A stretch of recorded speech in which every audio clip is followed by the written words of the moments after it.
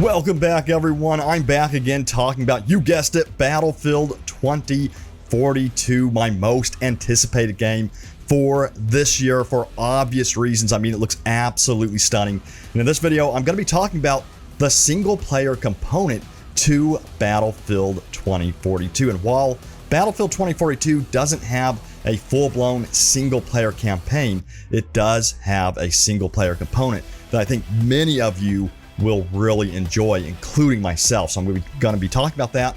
I'm going to also be talking about some concerns with how the class system is being made in Battlefield 2042 and the community manager's response on that. But first, I don't know about you guys, but I actually revisited Battlefield 4 last night and got into a server on Siege of Shanghai, one of my all-time favorite maps. You can see right here, I did some epic tank versus tank battles. It was freaking awesome. So let me know in the comments if you want to see me stream some Battlefield 4, if you want to join me in some Battlefield 4 gameplay online. I'm playing on the PC currently, and again, it was just a blast playing last night online. And again, this map right here, for me personally, Siege of Shanghai, is one of my favorite maps of all time, and that's why I'm looking forward to the Kaleidoscope map in Battlefield 2042, because it is very reminiscent of Siege of Shanghai. Now, I'm going to let this Battlefield 4 gameplay roll on here as we talk about Battlefield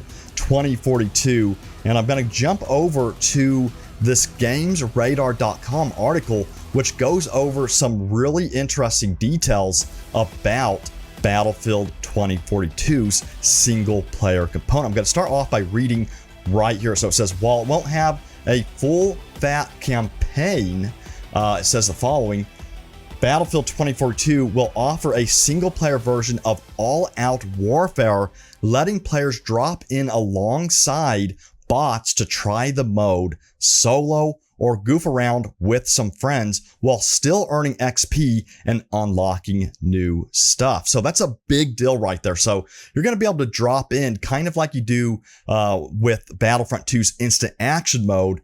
But this time in Battlefield, you're going to be able to drop into their all-out warfare mode, which is basically the new revamped conquest mode, and play it solo against bots or play it with your friends. And this is a big deal to me because, you know, number one, if your internet's not working, which does happen from time to time, you can still enjoy Battlefield 2042. So that's a huge deal right there. And the number two, if you're not used to the vehicles like the tanks, the helicopters, and the gadgetry and so on, and you want to really learn the game before jumping into multiplayer mode, this single player component that allows you to just jump in with AI is a huge deal to us Battlefield players. What I would have done to have had that with Battlefield 4 before getting into the helicopter for the first time. Many people have died as my passenger in the helicopter because I was learning the controls for the first time. So this is going to be a really, really good way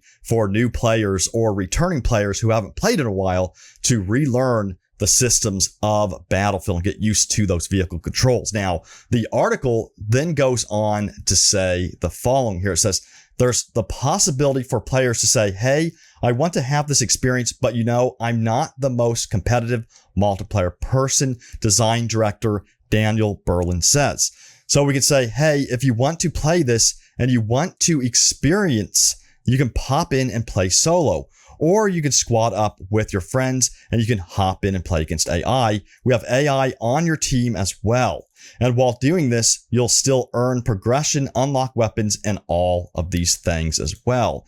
Berlin then goes on to say, I think it's a great way for new players to come in and be able to really learn the ropes. How do I drive this helicopter? I don't want to just jump into a helicopter in a multiplayer match and crash into a building and kill everyone. That's basically what I just said. I know I'm kind of reiterating what I just said, but then it goes on to say this is a really great space for you to learn. Now, the article then goes on to say, somewhat surprisingly, there are also no plans for a Battlefield 2042 Battle Royale mode. EA hasn't ruled out the possibility completely, but with DICE already jettisoning the campaign to let the core multiplayer take center stage, it seems unlikely that we'll hear anything about Battle Royale anytime soon.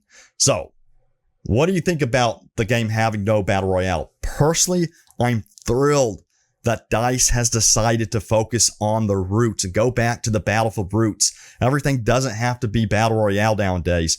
We can still enjoy Conquest Mode, and Conquest Mode is still one of my all-time favorite modes to this day. And I did a previous video about the new features in Battlefield 2042's Conquest Mode, where you'll have the sectors that you have to capture, and then within each sector are individual control points. So if you capture all those individual control points, you will then capture the big sector on that part of the map. So I'm really looking forward to this revamped version of Conquest Mode, if you will, and I cannot wait to see how it plays out on these massive maps. And speaking of massive maps, if you have not seen this, this is a chart right here showing the comparison of the new maps in Battlefield 2042 compared to some of the older classic maps of the Battlefield franchise. You can see just how big and massive these new maps are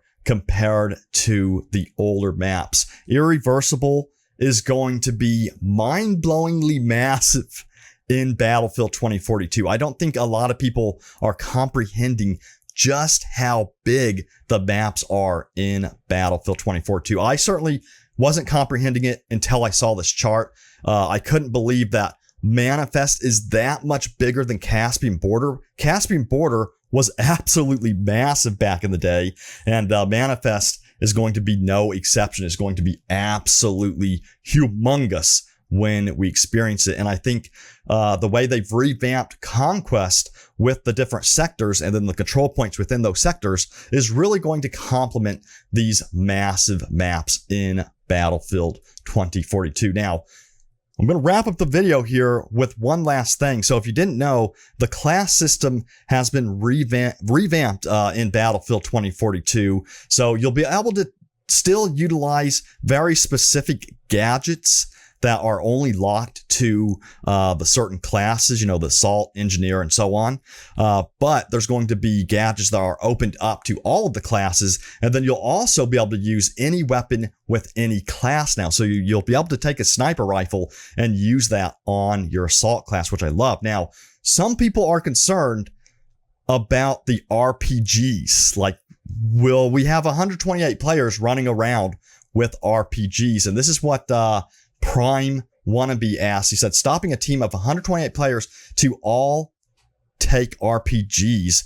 Would tanks even have a chance? I'm wondering if you could share more information about this in the future. And then the community manager, Total FPS, responds that we will share more information around that in the future, but we're definitely aware of player concern. Don't be concerned. So they are aware of this, and I'm sure, I'm going to guess that the RPGs might be one of those gadgets that are locked to a specific class. I can't imagine every single class having access to the RPG. So we'll have to see how DICE handles that player concern right there, and other gadget concerns as well. But I will be reporting more and more on this as we near the release date of Battlefield 2042, which is October 22nd of this year. Hit that like button if you are super excited for Battlefield 2042. And thank you all once again for joining me, for supporting me here at the channel. I will see you all next time, and take care.